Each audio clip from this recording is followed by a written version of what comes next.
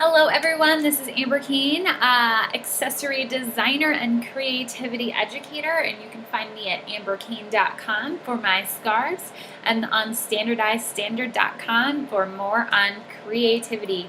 And today I'm sitting down to talk to Shana Lafore about creativity, the creative process, and how she's used her creativity to transition from several businesses and keep her brand connected through all of them. She started out as an art teacher, worked in sales, interior design, coaches creative thinkers and creative business owners, and makes and sells her own artwork as well. You can find more about her and her work at shanalafore.com, which this is her wonderful website right here. You can find out how to work with her and check out the Italy retreat. That sounds exciting, as well as seeing some of her work. In the interview, we also talk about the art boss. Running your business like an artist is smarter than you think. I highly recommend that you jump on this list. It's a great dose of art history and business advice, all in one short video delivered right to your inbox. I will put both of the links to these below the interview so that you can easily find your way there. And now let's get started. If you can start by telling us a little bit about yourself and your background in the creative world. Absolutely. I will try to keep it short because there's a lot. Yeah. I've been in the creative world for about 20 years and started out, obviously when I was little, I loved painting and drawing and writing and all those things. But when I was in college, I decided to become an art teacher, and I got certified art education and went through the entire training process and taught for a while and loved it. And then decided that I wanted to leave the country. So I did. I moved over to Italy, and I was there for on and off, back and forth, but of a total of 6 years. And while I was there, I studied interior design and furniture design.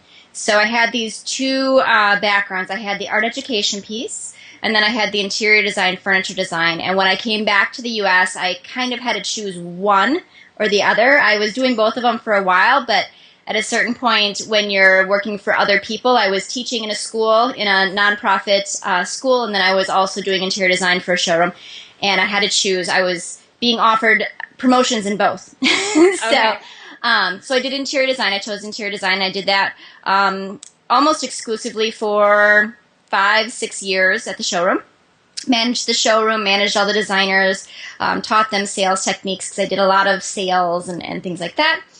And then decided I really missed the art and wanted to bring it back in, so I went into business for myself. And I brought the two worlds together with lafore Art and Design, which is what I had been doing up until very recently. I'm still doing it, but I've kind of given myself a promotion in my own business now. Cool. It seems like every business I've ever worked for, I end up in management or in teaching somehow.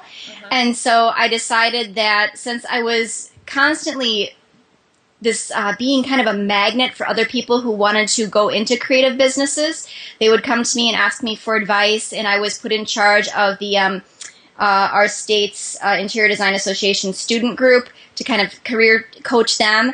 I thought, you know what, I'm going to give myself a promotion. I'm going to start teaching people how to kickstart their creative businesses because I'm doing it anyways as a volunteer, and it's fun and I love it, but I want to take it to that next level. That's awesome. I love all the little winding paths that you've gone down. I think maybe that's the nature of the creative person. Absolutely. So how, through all of these different jobs and careers that you've done, did you continue to stay true to your creative voice? I think that that's hard for a lot of creative people because creative people tend to have a lot of ideas and a lot of interests, and it can sort of feel like they're all over the place. And so how did you find that you had one voice through everything that you were doing? Absolutely. It's a funny question. It's funny that you asked me that because that's come up with various clients of mine when they ask me about the different things that I do. And what seems to happen is once they work with me in one field, they say, I really like working with you and your personality and the way you treat people. I'd be happy to work with you also in this other area.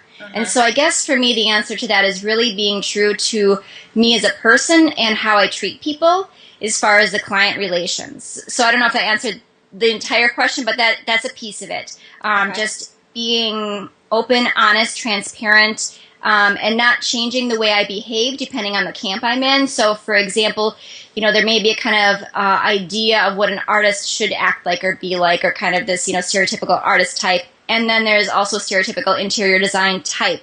And they look like two very different people. I never changed who I was switching from one camp to the other. I just maintained being myself. And was that something that was natural, just sort of naturally happened, or was that more of an intention that you were doing from each thing and realizing, if I'm going to do all these different things and connect them, the common theme can actually be me as a person? Or, because sometimes I think we're very intentional about what we're doing, or sometimes it's just like, whoa, I did that and it worked. Yeah, no, absolutely not. Great question. No, it wasn't intentional. It just, I guess it was me being naive and not knowing how I was supposed to act, so to speak. I wasn't putting on a persona. I didn't really even, it was the same way when I was putting my sales hat on and being a salesperson. I didn't act like a typical salesperson. So I'll give you an example and see if this makes sense to answer your question. But when I first started at the design showroom, it's very high-end sales. Sofas were $5,000 to $15,000, and so I had a little bit of sales training, and they brought this expert in to come in and to talk to us about how we're supposed to introduce ourselves, and the way we're supposed to walk, and the way we're supposed to talk, and the way we're supposed to check through they called it a teaser box, and certain points you're supposed to talk to your clients, and yada, yada, yada. And prior to that, I'd been there for a month or two, and I was already at the top of the sales. Like, I was already rocking it out at sales without any training. Uh-huh. And I thought, okay, well, I'm rocking it at sales. I'm selling lots of furniture. I'm getting lots of design clients. I'm going to implement all these things and introduce myself the way she wants me to do it, do all these things, and I'm going to make even more sales. And the complete opposite happened. Wow. Totally opposite. It failed. Like, I could not be that person. Okay. And as soon as I went back to just being me, being natural, doing what felt right to me, everything fell back into place. So I'm not saying that training and things like that aren't helpful. They are when you need a little bit of guidance or need some training wheels. But as soon as it starts to feel uncomfortable and non-authentic, you have to drop it and just go back to being yourself. Yeah. So as you're working with creative people, since obviously it was a natural transition for you, and for some people it's easier to make that connection than others. Right. If someone's saying, that's awesome for you that you just woke up and everything continued to connect, but it's not working that way for them, what are some tips that you can give them, or advice that you would say to help them tie each one of their kind of journeys or art forms together? Absolutely. Wow, that's a really good question. What I think is really important is to get down to the very core of why you're doing each thing. What is it about it that really sparks you, that kind of lights you up? And focus on that and keep that piece coherent throughout all the different camps. So as you're weaving your different areas and your various passions together, take the parts of each thing that really lights you up and see if they can live together peacefully, if they can live together in one business or under one umbrella. You don't have to do all areas of any specific type of work. So for me, for example, with art and interior design, I chose the pieces of interior design that really lit me up and that really fired me up and that were very relevant to art, and the parts of the art that really tied into the interior design, so that I could do both of them and kind of create a business around that. Instead of trying to do all of the, the contract work and all of the stuff that I didn't like as much in the interior design piece, I hired that out, or I had subcontractors doing that. So I could just do all the pieces that really lit me up.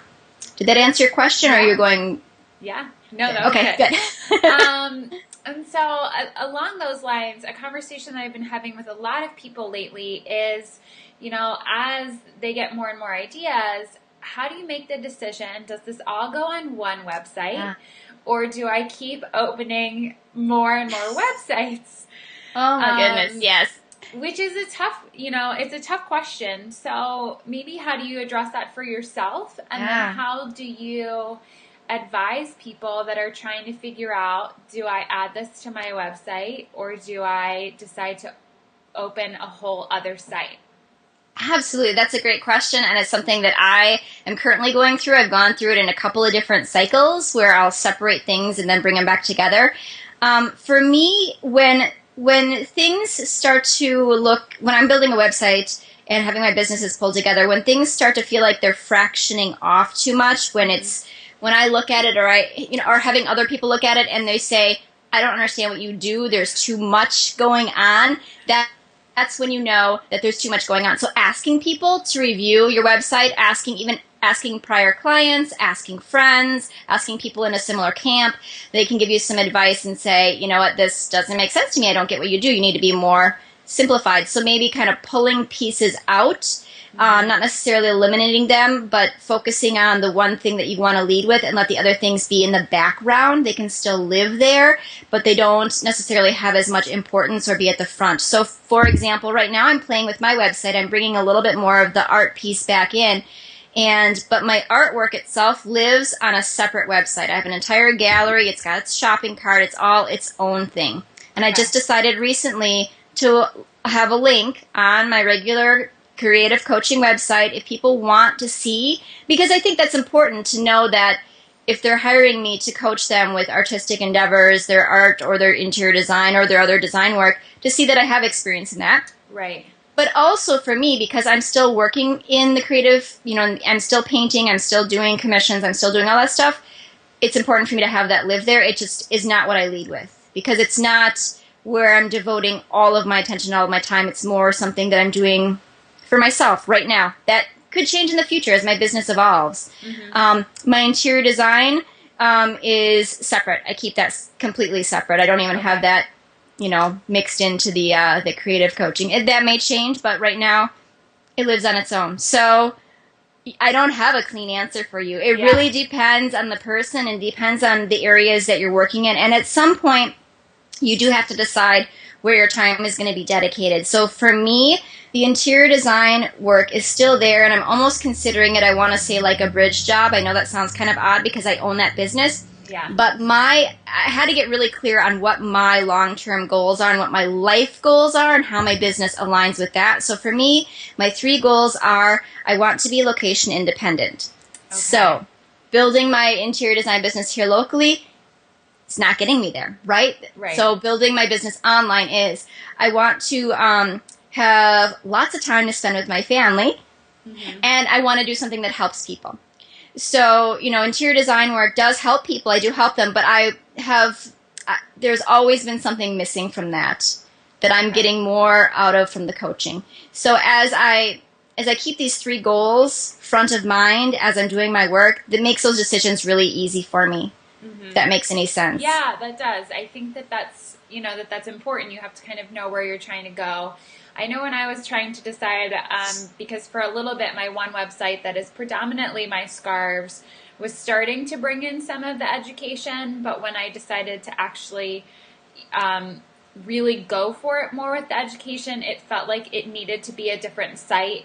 Yeah. Partly because I was also thinking about the customer, and they're not the same customer, and there are definitely times where I intermix and introduce one to the other. It's not like I try and pretend that one doesn't exist. Right. But it just, for me personally, no longer felt right on the scarf website. They weren't making sense together anymore. And they're all my voice and my opinion, but kind of in 2 separate directions. And that might end up changing as I go along. So I think maybe that, even in what you were saying, part of it is just being open to, this is how it is right now. Right. But it might change, in that this makes sense at the moment, see how it works. The nice thing is that websites, while they take time to put together, they're not incredibly expensive. So you can sort of play around, does this make sense, or do I need to blend them back together? Absolutely. So how do you manage your time and what you're putting your focus on? Because you do have 3 different things going on. Absolutely. can be challenging along with your Yeah. family. Yeah. And so one of your goals is to have time for your family. So how do you try and keep that all working? Absolutely. Yeah, it's a challenge and I love I love schedules. Like I'm a free spirit, but I love creating an envelope. And I think, from the and you probably know this too in your background in education, creating that structure Hmm. allows a little bit more room for movement within those Yes. safety boundaries. So Yes. I love schedules. I schedule in my free time. It's very important to me to make that time sacred and not let work roll into that Hmm. as much as possible. So really, for me, gosh, how do I balance it all? When I'm creating my schedule, I have specific blocks of time for each type of thing that I'm working on, if that makes sense. Yes. And I just stick to it. So it just makes it a lot easier when I have a client call me for design work and say, when can we meet? It's from this time to this time on this day to this day. And they know that already ahead of time. I know that those are when the times we're going to meet. And I can just not feel stressed about that, not feel like I'm running around to a million different things. I know that if I'm working with my online business, my billable hours are on this day from this hour to this hour. And those are the only times free on my scheduling software. And it's easy. And I just give people a link and it's done. So automating a lot of that back stuff via scheduling helps a lot.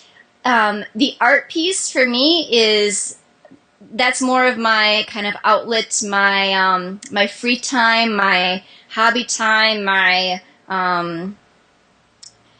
I don't want to put that at the forefront of my business because I want that to kind of be my relaxed time, Okay. some of my relaxed time, if that makes sense. Yeah. And then what I produce, that can feed into the other parts of the business. That can feed into, if I want to put more paintings up on my gallery online, I can do that. But it's not something that I'm actually pushing to the front of the business. Hmm. So there's no stress on that. That's just whenever I feel like it. So it's really the two. It's the interior design and the online stuff. And it's really just scheduling.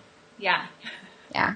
I mean, it sounds really simple. It sounds really simplistic, but scheduling it's amazing what it can do for you because Hmm. you have to be your own boss and you have to be. I like to say you have to be your own best friend. If you give yourself guidelines and you actually follow through on the appointments that you make with yourself, Hmm. you just are treating yourself with the same respect you would a paying client. Yes. Yeah, I totally agree. I'm very obsessed with my calendar and my little list every day. And when we were actually younger, my mom's a teacher, and so one of our chores was we had to read for 15 minutes every day. Mm-hmm. And I love to read, but sometimes that's hard to fit in. And so now that's actually on my list every day. Love that. That there has to be time to read. And so Absolutely. that's scheduled in because I like to learn, but I had found that was an easy thing to push off. Like, oh, I don't have time to read. And so sometimes it ends up being over my lunch break, which is Mm-hmm. totally fine. Right. But like even those little things that I really know are important to me, but I was pushing off, I put them in my schedule now so that they actually happen. Absolutely. I think that's extremely important. And it really is those little things, those regular things that you keep doing day by day. Reading is a perfect example, or even in the morning, I do a little journal, really simple little journal. I do the 3 things I'm grateful for, and then the 5 things I want to get done for the day, and then any sort of creative outpouring of whatever I wake up with before I get into email or checking anything. I just take the time to do that, and it really sets the tone for the day. And I Mm-hmm. notice if I skip that, if I wait, and because I'm also a full-time stay-at-home mom, Yeah. so if I get up and I'm running around and my daughter's running around and I miss that piece, my day is a little bit off. So it's important, even though it seems really small, to actually have that. And I have it written on my calendar. I call it the daily 10, and those my daily 10 minutes, and it's on there, and it Yeah. feels good. It gives you a sense of accomplishment because sometimes you have these really big tasks in front of you and you're eating a little piece of it every day and a little piece and you don't really see the progress. But if you can do one thing consistently over and over every day, that's the same thing. It kind of gives you the sense of, it's like working out every day or whatever it is your practice is. It gives you this sense of, yeah, I can do this. I've been doing this for X number of days and it's gotten me this far. I think it's just really healthy. Yeah. So along the lines with scheduling, each one of your sort of jobs require you to be creative, Yep. but in slightly a different way, which I know I can relate because there's lots of mental shifts that have to happen Yeah. when you're teaching and giving instructions, when you're teaching and trying to help them get ideas, when you're creating your own work. And I know that took me some time to sort of train those mental switches to happen and to happen quickly. Yeah. To the point that actually like a bell dings and my brain has Yes. to switch. Which most people have a little bit more flexibility than that. So how do you work that in your different types of creative process throughout your day and through your different jobs? That's hard, and I actually feel it's almost like I can feel it physically. Like, you kind of just it's almost like a clock, and if you feel it grinding, and it clicks over. I think for me, the best way for me to approach that without getting frazzled is to mentally and physically write that block of time is just for that thing. Mm-hmm. And I guess I'm coming back to scheduling, but that helps me mentally see it, and it helps me mentally prepare for it. And giving myself, I try to give myself, I know it's hard sometimes when we're busy and running around, but I try to give myself a window of transition. And again, I think that my training for becoming a teacher taught me the most valuable skills ever, because you learn when you're working with students to give a 5-minute warning, or to give, whatever it is. The transition time is huge to kind of decompress and then get ready. And for me, it might just be, okay, taking a breath, closing my eyes, or walking out of the space that I'm working in, just kind of, taking a walk around, just kind of, instead of going immediately from one activity to the next, trying to give myself a little bit of bubble room. And, sometimes I'll even say to myself, all right, in 5 minutes, you're going to do this, like mentally. It sounds silly, but I'll be like, all right, in 5 minutes, you're going to go and do this, because somehow it's telling my subconscious, which hasn't caught up to my conscious yet, that this is going to happen. Because I feel like it's really the subconscious that doesn't quite, your conscious knows what's going on, but your subconscious can kind of stay in the previous activity or be thinking ahead to the next activity. So you have to almost talk to it and train it to get on board with you. Yes. So yeah, mine's always written down, and then when I'm trying to actually make the full transition from work to being in my studio, there's normally just a little kind of random downtime that I might drink some coffee or just look at some images, or I might just sit in my studio for a little bit, because there's that like hustle of the end of the day and then the drive home, or sometimes while I'm driving home I'll think about it, but there does have to, I'm rarely ready to just like march right in there and create something that is any good. Absolutely. You have to kind of get yourself in the mode. It's like, if you ever watch an actor who's in a play, or even I did dance for many years, so before going on stage, you have this kind of seclusion. You have to kind of get yourself prepared and get the space around you prepared, and you're going through the movements in your mind. I think it's the same with any creative work. Before I sit down to do a painting, I go down in my studio like you do. I go down and I sit there and I kind of just look around, and I breathe, I prepare my canvas, do all those things, and then I start working. Mm-hmm. But that doesn't necessarily mean I'm always inspired in that moment either. Sometimes it's when I'm in there actually, doing the work, or same with any of the other areas I work in. You sometimes have to give yourself that time and then just start. Yeah. Because it's after you start that it really starts to flow. Right. So especially when you're working with clients, you don't always have that space to allow, just hold on a second, my creative brain hasn't popped in yet. If you just give me 10 minutes, I'll be there. Right. So how do you deal with your creative thinking when you're working with a client? You don't always, 100% know what they're going to ask you, or if you're coaching a creative person and you're trying to kind of spur them on and help them to get going and help them to get ideas, it has to be flowing pretty fluidly out of you.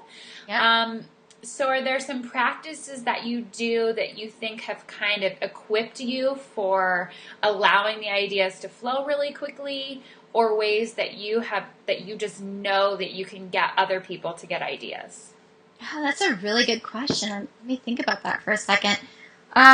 I don't really consciously do any daily practices for that I'm consciously aware of. Maybe I do without even knowing it. I will say that when I'm in a moment and I feel like I'm not getting the creative, like if I'm talking with a design client or with a coaching client and the ideas aren't sparking, Mm-hmm. sometimes just talking, just getting the words to come out, and that'll be either I'll ask more questions because either sometimes I'll get stuck because I haven't fully heard what they said, Yeah. either because I'm not present because I'm still in the activity that happened beforehand. So I'll have them repeat it. Mm-hmm. Or I'll repeat back to them what they said, which is a great way for me to really digest what we're talking about. And it's good for them to hear it in somebody else's words. So I think that's a really good practice with anyone when you're working one-on-one to teach yourself to listen.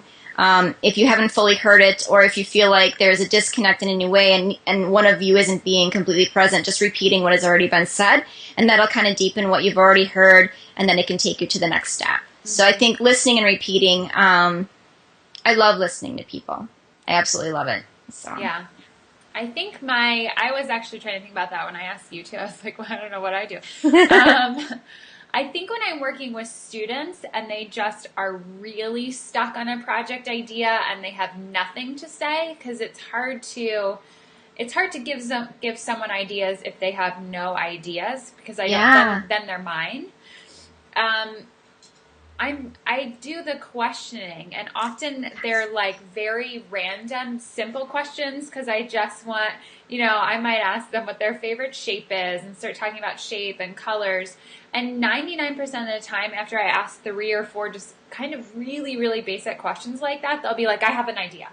Yeah. I think absolutely. It helps to kind of calm down the brain and get off that, like, I need a good idea. And it starts to force different connections through their minds if I'm just asking kind of random questions, but questions that are simple, like Absolutely. 1 or 2 word answers.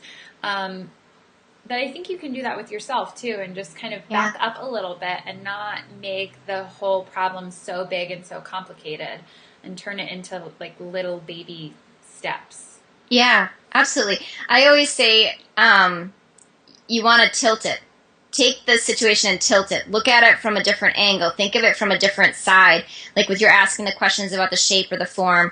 It's not what do I want to do with this project. It's looking at it from another side. What's happening underneath it? Why am I doing this? What is it about it that I like? I love that. I do that a lot with my design clients. If they're stuck on picking a color or a material for something, I ask them about their favorite vacation. What did it feel like?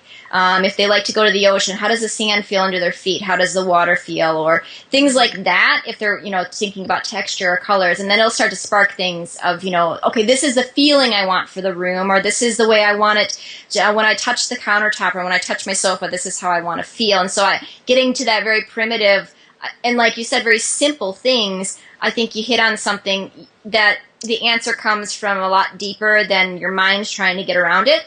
I think that's the best way to really to attack a problem, like surprise attack a problem, because you kind of come in from the back side and you're like, boom, here you go. I'm answering it now. I like the surprise attack.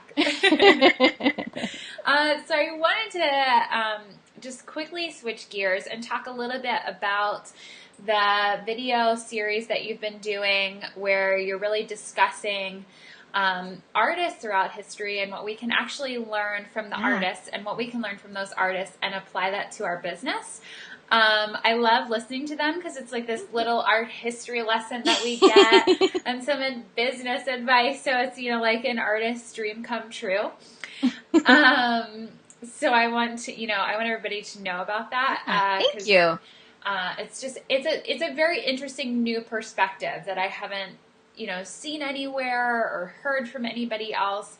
And for art lovers, I think it's just great because you get to get reminded of the wonderful artists throughout history and what we can learn from them. Absolutely. So what even led you to, like, I kind of want to do a business course through famous artists? That was one of those I'm taking a shower and have an epiphany type things. It was random. I had done, as you know, I had done the summer series with the interviews, and I was just finishing up at the editing and putting those out to my subscribers, and I kept going back and forth on what do I want to do next, because I like things that are themed. I like it to have some sort of, process that you go through. And I was stuck on it. And I was avoiding sitting down and working on it. And so I just kind of let it go and was thinking about all the things that I enjoy. What do I like? What do I like about art? What do I like about creative stuff? What do I like to do? And I'm thinking, and I love history.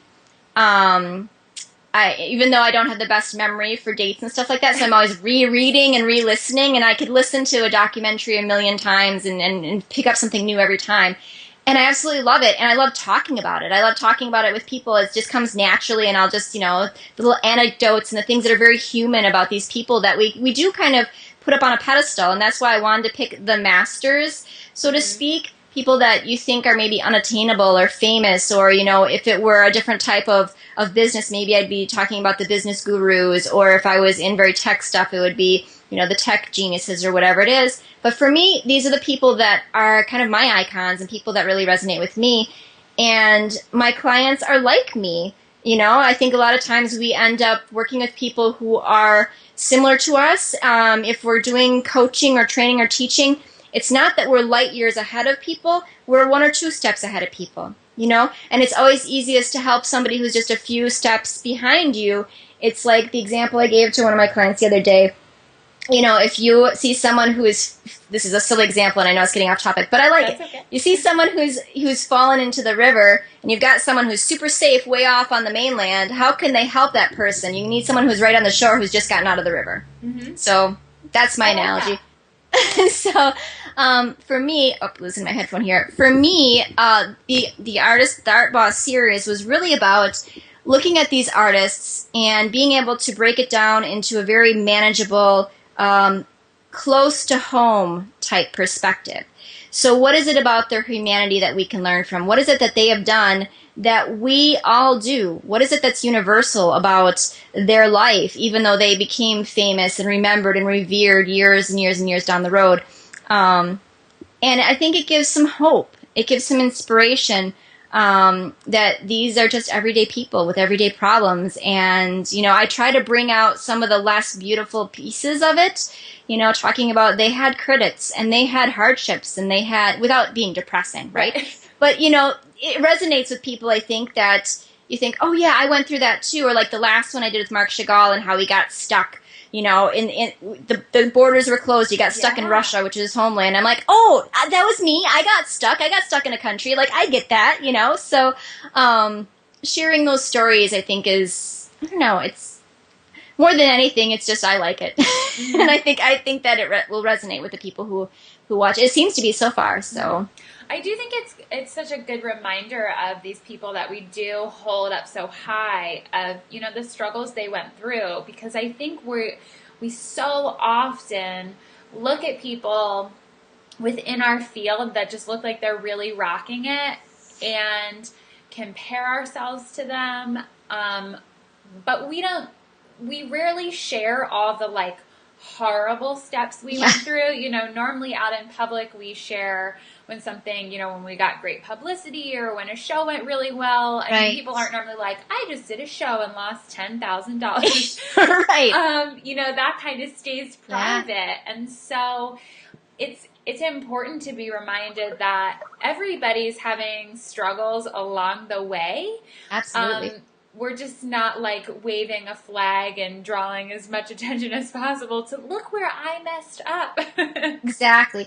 And that's always a hard one, because I know with business and with sharing your business with the world and with the closeness that we have now with the internet, with everybody puts everything out on the internet and everybody's sharing everything, there's a fine line between being real and being authentic and then being over the top, look at me, trying to, being a pity party, so to speak. Mm-hmm.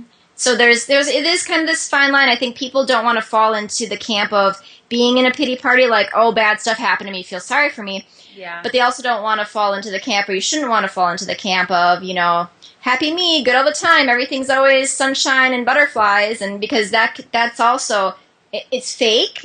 No one's life is like that. I mean, you do want to be positive and inspirational, but just, be real. Things happen, and I think when you're sharing something that is hard and difficult, think about where you're why are you sharing it? Is it to like attention to me, or is it here's an obstacle that was really difficult, and here is either my method of getting through it in a positive way, or here's an obstacle that I got over, and here's the way I did it, and hopefully this will give you some inspiration. So I think it's okay to share the bad stuff, the negative stuff, because it's life. It's, it's reality. It's the way things are. But, you don't want to dwell on it, because you also get to choose what life is like. It really is your choice. Right.